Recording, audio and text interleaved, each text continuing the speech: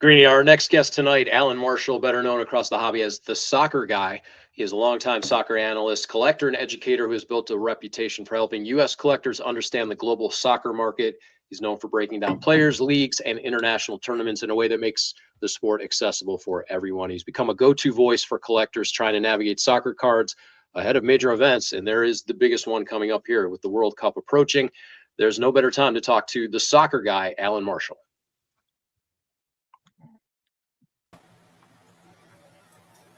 Hey, Allan, how are you? This is your favorite time of, well, I can't even say every year, every several years, 4 years, right? Yeah, it's a pivotal time in the game. Everybody, a lot of the world soccer calendar revolves around the World Cup.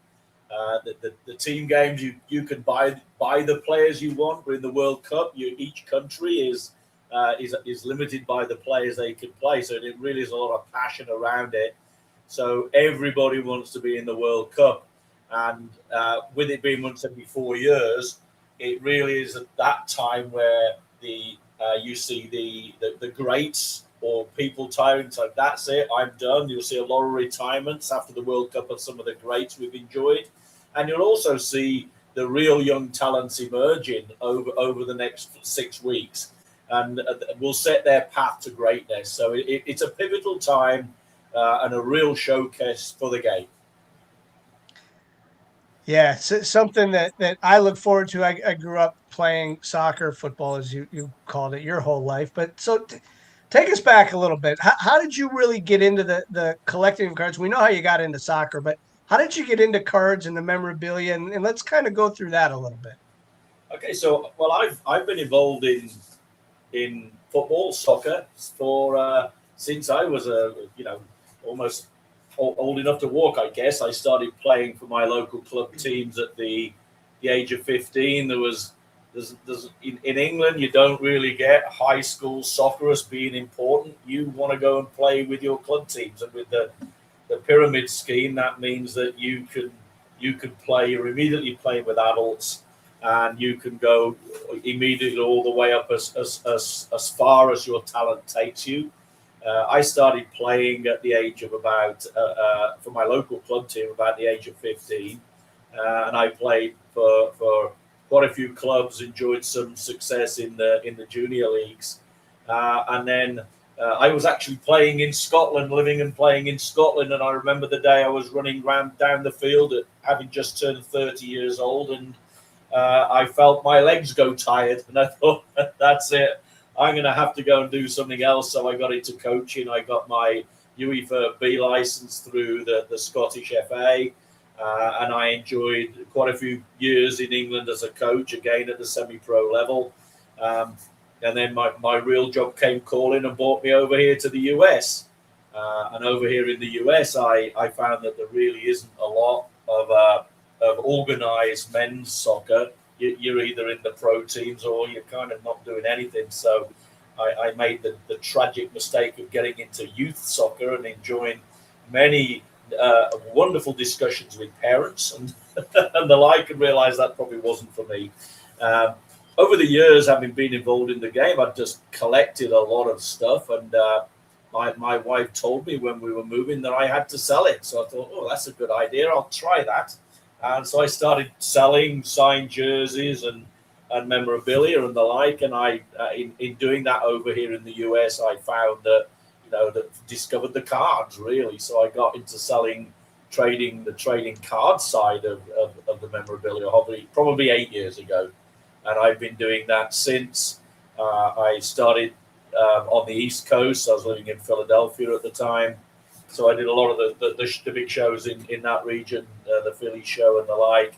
And then on moving back to Ohio with the family, I've been doing the Ohio circuit for probably about 5 years now. Allan, the FIFA World Cup kicks off in 1 day, 19 hours, 15 minutes, and 4 seconds for anybody who's counting. But for collectors who don't live in the soccer or football world every day, what's the single biggest thing they need to understand heading into this World Cup? I think this is a very interesting World Cup because you have the players that everybody knows well are this is their last World Cup. You know, we've been blessed to see the Ronaldos, the Messis, the Neymars, Kevin De Bruyne, Mo Salah, and you know, some of these players that have graced the soccer fields for the last 16 to 20 years, who are now on the way. They're done. This is their last World Cup, and you strongly suspect that a lot of those players will retire after this World Cup. So this is your last chance to get cards from those players while they're still active. And then at the same time, we've seen the emergence of some really amazing young talent, and you're going to see them for the first time on the world stage. So I think people have heard of Lamine Yamal. He's very hot, and obviously collectors know him. But you've got Desiree Doué, Arda Güler, and I think Joe mentioned earlier that Leonard Carl, unfortunately, say he is injured, but he's been phenomenal. And then you've got people like Nico Paz, who's had a fantastic fairy tale season in the Italian league. So you actually have the opportunity to see for the first time the next generations of the great young players coming through and performing on the biggest stage of them all. The games are here in the States, and you know, growing up, I watched the Alexi Lalas's and the Landon Donovans. Does the United States have a player on that level? They're very solid. Okay, you actually have some very solid players that have played at a very good level. I mean, I would certainly look at Weston McKennie. Pulisic has been around for a while, but he's now got a bit of a stronger supporting cast with the likes of George Weah. The US is crying out for a hero. You know, it's all well and good having solid players, but do you have anybody who can put the ball in the net? And that's where the US have struggled over the last 8 to 10 years, is that they have not had that striker of the quality of Landon Donovan and the like, who were really well known for being able to put the ball in the net, particularly Clint Dempsey. Nobody's come up to that standard at the striking end of the field. Haji Wright has been doing well in England and had a phenomenal season with Coventry, has been promoted to the Premier League, and certainly Ricardo Pepi has had a very strong year and got a lot better. So there is potential, but this is the moment that those guys need to shine. And I think coming out of this World Cup, if the US does well, it's going to be because somebody has stepped up and been able to actually score the goals that are necessary to help you progress. Two-part related question for you, Allan. Soccer has so many leagues and products. Is there a simple way for collectors to know which cards really matter? And along those lines, which products or brands tend to hold the best value for soccer?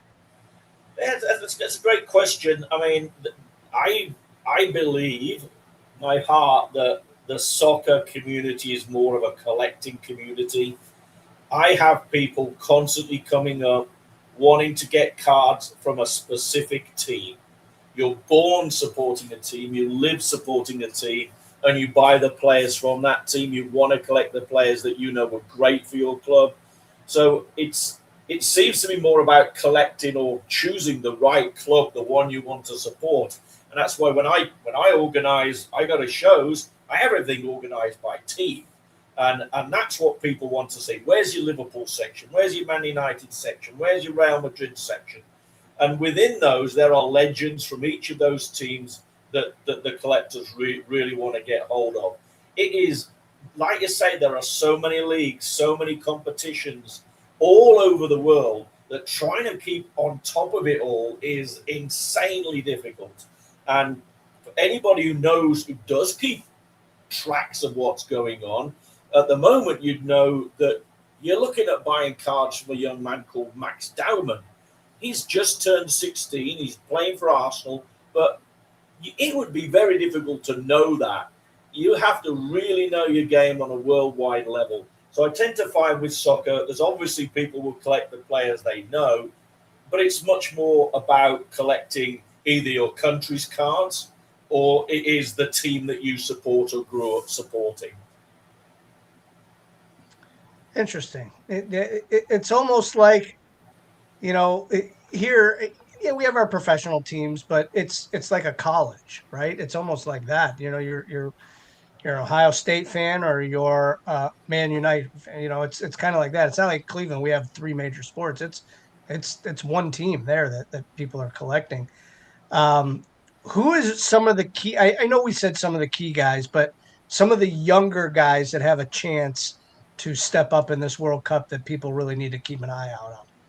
Yeah, so I think that again, if you just kind of go on eBay and Google it, they're going to churn out some of the same old names. But if you know the game a little bit more, there are some within there. There are players that really showed talent over the last few tournaments that have shown they can really do it. And I would definitely call out Jeremy Doku of Belgium, plays at Manchester City now. He is having a phenomenal time. He will be a superstar at this event, I'm sure of that. And then you've got a few others. We talked about them, the Lamals and the Doués, but who's coming through is Yan Diomande, and he plays for the Ivory Coast. Very, very talented young man that people know. Nico Riley of England. Then you have a gentleman plays for Algeria who is known as Mazzadonna, called Ibrahim Mazza. He is a top prospect. And so you have these players, and Nico Paz, Argentinian, he looks like he could be the next Messi. He is a phenomenal player, very similar, has an absolutely outstanding season in Serie A. And those are some of the people I would really look to. Obviously, I was fortunate enough to go to the game on Saturday with Brazil playing Egypt and saying farewell to Mo Salah. But the one guy there who fell off the radar a little bit because he couldn't get in the Real Madrid team, so he had to move, and that's Endrick, and he scored a goal for Brazil. And watching that guy, he's amazing. He's really good. So he's another very much a young player who I think could do extremely well. Allan, you've traveled around. You've got a terrific display. You're focused on one genre of product, if you will. What is the tenor or the sense of soccer for collectors as it relates to other sports? It's certainly, the perception is it's always kind of trailed in this country, the big three or even behind hockey. But is there a shift in tides, the way people look at soccer cards? Or give us a sense of what collectors are looking for and how they feel when they come to these shows. And again, I think it really is people are coming to collect their team cards. And one of the differences that you see on that is that this is a world community. So fortunately, being English, I'm able to access family back in England, so I'm able to access great stuff from the teams that are in England. I think that it is about team and it is about passion. It's about your country, and that's what people are looking for. I've recently been fortunate enough to pick up a couple of vintage collections, and it's very much pleasantly surprised me the interest that people have on vintage country cards from the past World Cups or vintage players from their teams, and so I think I'm seeing more. I did honestly. I thought it was a modern card game. I thought all I'd ever sell would be the Messis, the Ronaldos, and what's coming. The current teams and the current players. But I've been very pleasantly surprised that there is a very healthy market for vintage soccer cards as well. And so I've expanded my collection and offering on that side, and it always brings a lot of interest. That was one of the things I was gonna ask. In basketball, we see Kobe and Jordan cards selling unbelievably well now. During the World Cup, is there an uptick on Pele, Maradona, players like that? Yes, absolutely. And people will look back to the former winning teams or the last time their country was there and did well. like Scotland. I mean, good old Scotland in the first time back in the World Cup for over 30 years, and obviously there's a lot of homage being played to the Scotland players who were there last time, the Dalglish, the Dennis Law, the Graham Souness, and Archie Gemmill. So, you know, people do like to reminisce and like to look back at prior events, because it is the most memorable.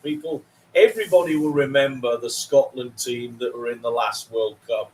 Everybody in Scotland. They might not remember everybody in every single league team, but they will remember everybody in that World Cup team, that squad that went there. So squad players from previous World Cups always are always going to be probably more collectible than the same player from a team where they may change teams multiple times. Allan, before we let you go, pseudo prediction time. So 3 things. Give us the team you're rooting for, the country you're rooting for, a team that you think will surprise everybody, and then who's going to win the tournament. Okay, right. So obviously, number 1, the team that I will be supporting is my home team of England. The team who I think will win it, I'm going to go for Portugal. I think that the gods of fate must level up the argument between Messi and Ronaldo, and so they must let Ronaldo win. So Messi and he both have 1 World Cup win between them, and then there will be the debate for until the end of eternity over which one was the best. At the moment, you might say Messi's edging it because he's won a World Cup. So I think Portugal will win it. And my dark horses are Norway. So, and that's why I have gone all Erling Haaland on my hairstyle, because I think Norway will shock everybody. They have a tremendous team. Erling Haaland up front is the most prolific goal scorer I think we've ever seen. He's a beast at 6'4". He is unstoppable. He's backed up by Martin Odegaard, the captain of Arsenal. He has 2 other fantastic strikers next to him and a very solid midfield and defence. I really think Norway are going to surprise a lot of people. I'm putting $5 on it, Allan. Thanks. Terrific stuff. Allan, thank you so much for joining us, and what a great time to be a fan of football. So we look forward to seeing you at an upcoming show, and our thanks to joining us this evening. Allan, thanks. We'll see you at a show soon. We appreciate it. Bye now.